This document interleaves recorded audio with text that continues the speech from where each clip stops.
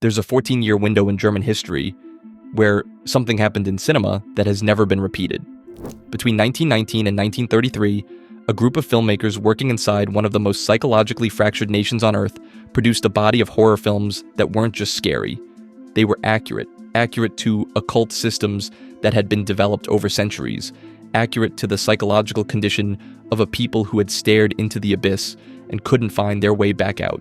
We're talking about the Weimar Republic, and before we get into the films, you need to understand what that actually was, because without it, these movies are just old and weird.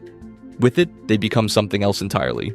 Germany lost World War I in 1918. The country that had existed for decades simply stopped existing overnight. What replaced it was the Weimar Republic, a democratic government nobody trusted, sitting on top of a population that was traumatized, broke, and furious. By 1923, hyperinflation had destroyed the savings of the entire middle class. People were burning currency for heat because it was cheaper than wood. Street violence between political factions was a daily reality in Berlin. And into that vacuum came the occult. Not as a fringe curiosity, as a genuine cultural force. The Thule Society, which would later seed the Nazi Party, was operating openly.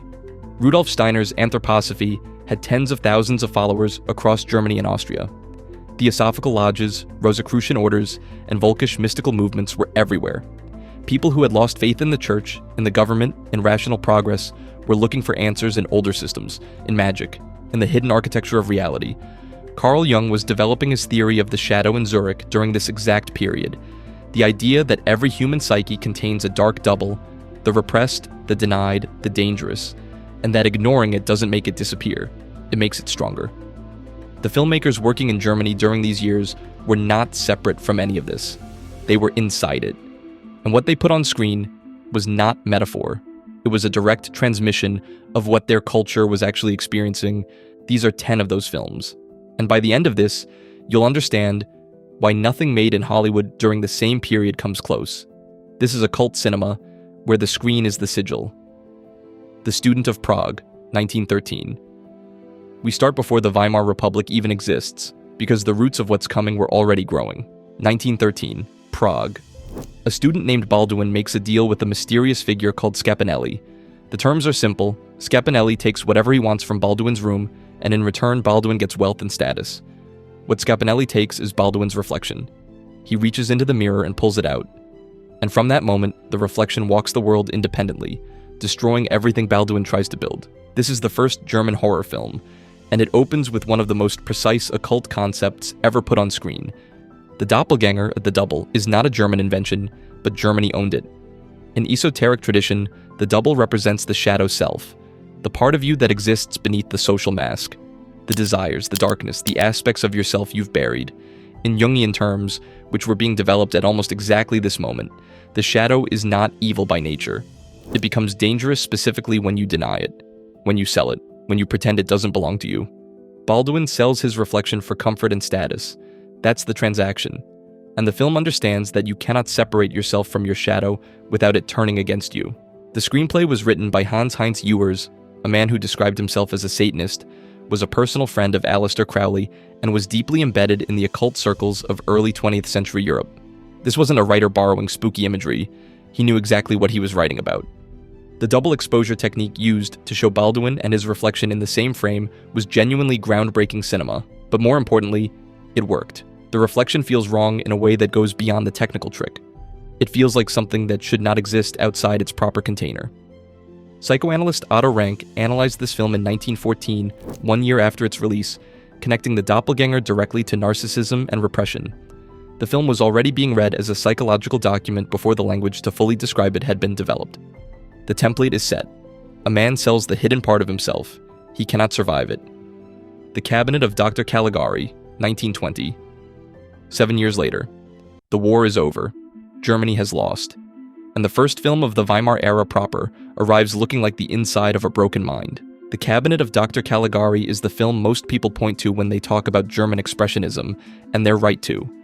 But the expressionist sets, those jagged angles, those impossible shadows painted directly onto the walls, those staircases that go nowhere, are not an aesthetic choice.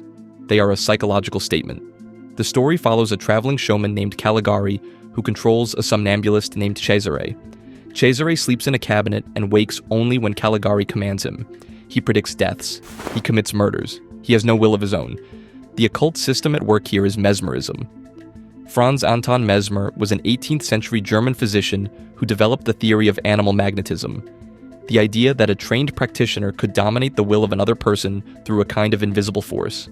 Mesmer was discredited by official science, but his ideas never died. They went underground into occult practice, where the domination of one will by another became a central concern. The hypnotist, the mesmerist, the operator, these figures appear throughout occult literature as both practitioners and warnings.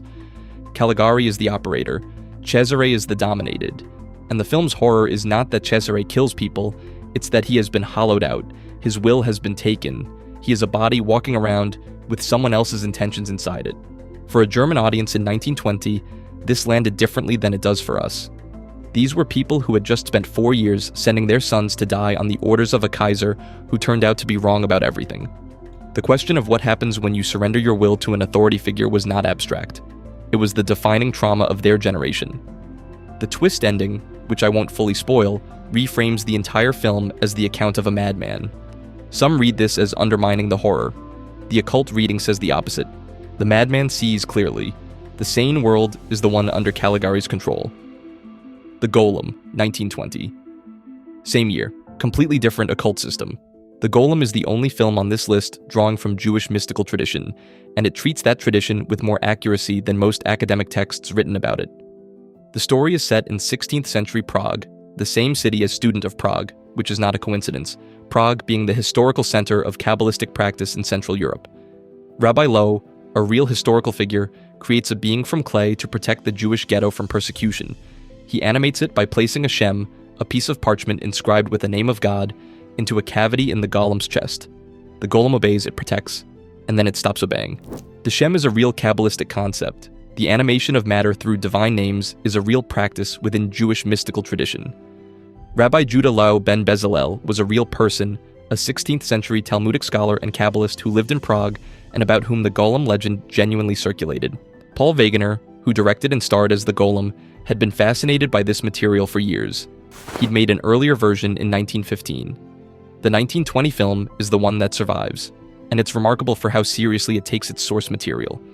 The ritual sequences, the summoning of the demon Astaroth to learn the animating word, the inscription of the Shem, the moment the golem first opens its eyes, are staged with genuine weight. The horror of the golem is the horror of creation without wisdom. You can animate matter, you can give it purpose, but you cannot give it judgment. The golem protects until it doesn't. It serves until it turns. The thing you made to defend you becomes the thing you cannot control. This is one of the oldest warnings in occult literature. Power without understanding destroys the one who wields it. Destiny, 1921. Fritz Lang's most overlooked film, and the one that most directly engages with the occult understanding of death. A young woman's lover is taken by death, not killed, taken. Death appears as a tall, silent figure who has built a wall around a section of a town. The woman bargains with him. He gives her 3 chances, 3 stories set in different times and places where she can save a life and win her lover back. She fails all 3. And then the film does something unexpected. Lang was responding directly to the mass death of World War I. Europe had just lost an entire generation of young men. The spiritualist movement exploded in the post-war years precisely because so many people were trying to make contact with the dead. Seances were mainstream. The question of what death actually was, a wall, a door, a threshold, was not a philosophical abstraction. It was the most urgent question in European culture.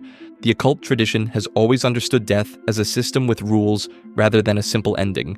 The psychopomp, the figure who guides souls between worlds, appears in every major esoteric tradition. Hermes, Anubis, the Valkyries. Death in Lang's film is not cruel. He is procedural. He has a job. He keeps his word. He gives the woman her 3 chances because that is the structure of the thing. The candles in Death's Hall, one for every living soul, burning down at different rates, are a direct visual translation of the occult concept of the life force as a finite flame. When your candle goes out, the transaction is complete. Lang understood that the real horror of death is not its violence, it's its indifference. Death doesn't hate you. He just has a wall, and eventually everyone ends up on the other side of it. Nosferatu, 1922. This is the one most people know, and most people don't know the half of it. Nosferatu was produced by a company called Prana Film. Prana is a Sanskrit word for life force. the vital energy that animates living beings. The company's logo was a yin-yang symbol. The producer, Albin Grau, was a practicing occultist and member of a Rosicrucian order. He did not stumble into this material. He built the film around it. Murnau understood the vampire as a spiritual predator rather than a physical one. Orlac doesn't just drink blood, he drains prana. He takes the life force. And the shadow, that famous image of Orlac's claw hand shadow climbing the wall toward Ellen, is not a lighting trick. In occult tradition, the shadow is the astral body, the part of you that persists after physical death.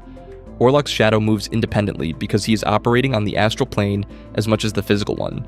The rats that follow Orlac are not just plague imagery, though they are that too. In demonological tradition, familiars, animal spirits bound to a practitioner, are a real concept. Orlac's rats are his familiars. They are extensions of his will. Ellen destroys Orlac not through violence, but through sacrifice. She keeps him until dawn. She gives her life force willingly, which breaks the predatory dynamic. In occult terms, a freely given sacrifice cannot be taken by force. It changes the nature of the transaction entirely. This is not a monster movie, it is a precise description of spiritual predation and the only defense against it. The Hands of Orlac, 1924. A concert pianist loses his hands in a train accident. A surgeon grafts the hands of an executed murderer onto his wrists, and the pianist becomes convinced that the hands are acting on their own, that the murderer's impulses are bleeding through into his body. The occult concept here is spiritual transference, the belief that physical objects, and especially body parts, retain the spiritual essence of the person they belong to. This is not a fringe idea. It underlies the entire tradition of relics in Catholic practice. The bones of saints were believed to carry healing power because the saint's spiritual essence remained in them. Cursed objects in occult tradition work on the same principle in reverse. Conrad Veidt's performance as Orlac is extraordinary. A man watching his own hands with horror, not knowing if the impulses he feels are his or someone else's. The psychological horror of identity contamination, of not being sure where you end and something else begins, is genuinely unsettling in a way that holds up. This is a lighter film than what surrounds it on this list, but it earns its place as a bridge. The body, as a vessel for foreign spiritual essence, connects directly to what Murnau was doing with Nosferatu, and what Lang is about to do with Faust. Faust, 1926. Murnau's masterpiece, and the most explicitly occult film of the silent era. The film opens with Mephisto, played by Emil Jannings in a performance that is genuinely inhuman, hovering over a German town like a dark cloud. He makes a wager with an angel. He claims he can corrupt any soul. The angel points to Faust, an old alchemist who has devoted his life to knowledge and healing. Mephisto accepts the bet. The Faust legend is not a fairy tale, it is the central myth of Western occultism. The historical Faust, Johann Georg Faust, a German alchemist and astrologer who lived in the late 15th and early 16th centuries, was a real person about whom genuine occult legends circulated during his lifetime. Goethe's version, which Murnau draws from, is the definitive literary treatment. But the underlying transaction, a human being trading their soul for knowledge and power, describes the fundamental risk of occult practice as understood by every tradition that takes it seriously. Alchemy is the specific system at work in Faust's laboratory, not the proto-chemistry version that gets taught in history classes, but the genuine spiritual practice, the transformation of the self through the manipulation of matter. The alchemist's goal was not to make gold, it was to achieve a state of spiritual perfection through the process of working with base materials. The laboratory was a sacred space, the experiments were rituals. Murnau stages Faust's laboratory with genuine attention to alchemical iconography. The symbols on the walls, the arrangement of the equipment, the way Faust moves through the space, these are not random. Someone on this production knew what an alchemist's workshop was supposed to look like. Mephisto in this film is not a cartoon devil. He is a specific class of entity, what occultists would call a goetic demon, a being of immense power that operates through contract and consent. He cannot take what is not offered. He can only tempt, deceive, and wait. The moment Faust invites him in, the transaction begins. And like all such transactions in occult tradition, the terms are never quite what they appeared to be. The film ends with love defeating the contract. Gretchen's love for Faust, and his love for her, creates a force that Mephisto cannot counter. This is not sentimentality. In occult tradition, genuine love, agape, not eros, operates at a frequency that demonic entities cannot access. It is the one thing that breaks the contract. Murnau wasn't adapting a story, he was staging a ritual, and the film feels like one. Metropolis, 1927. Fritz Lang put more occult content into a mainstream film than anyone before or since. Metropolis is set in a future city where workers live underground operating machines while the elite live in towers above. The plot involves a mad scientist named Rotwang, a robot built in the image of a dead woman, and a false prophet created to destroy the workers' movement from within. Start with Rotwang's house. In the middle of the gleaming futuristic city, there is a medieval cottage with a large pentagram on the door. The pentagram is not decoration. His laboratory is an alchemist's workshop transplanted into a science fiction setting. The robot he has built is not a machine, it is a homunculus. The homunculus is one of the oldest concepts in Western occultism. Paracelsus, the 16th century Swiss alchemist, described the process of creating an artificial human being through alchemical means. The homunculus would have human form but no soul, a created being without the divine spark. When Rotwang transfers Maria's image onto the robot, he is performing the alchemical creation of a homunculus, a body with a face but no soul behind it. The Moloch sequence is the most explicit occult image in the film. Freder, the hero, watches workers feed the great machine and hallucinates it, transforming into the ancient deity Moloch, a god to whom children were sacrificed by fire in the ancient Near East. The machine as sacrificial altar, the workers as offerings. Lang is not being subtle. He is saying directly that industrial capitalism is a form of human sacrifice conducted in the name of a false god. The false Maria, the robot wearing Maria's face, leads the workers to their destruction. She dances in the pleasure quarters of the city while the workers' children drown. She is the 7 deadly sins made flesh. Lang actually carves them in stone in the film's cathedral sequence, listing them explicitly. Rotwang's pentagram, the homunculus creation, the Moloch vision, the Tower of Babel imagery in the city's architecture. Lang was fluent in this material. Whether he was a practitioner or simply a deeply educated observer, the occult content of Metropolis is not accidental. It is the film's actual subject. Alraune, 1928. This is the one most people on this list haven't seen. That's a mistake. Alraune is based on a novel by Hans-Heinz Ewers, the same man who wrote Student of Prague. A scientist named Ten Brinken conducts an experiment. He artificially inseminates a prostitute with the seed harvested from a hanged man beneath a mandrake root. The child born from this process is Alraune, beautiful, brilliant, and completely without a soul. The mandrake, Mandragora officinarum, has one of the longest occult histories of any plant in Western tradition. It was believed to grow beneath gallows, fed by the final emissions of hanged men.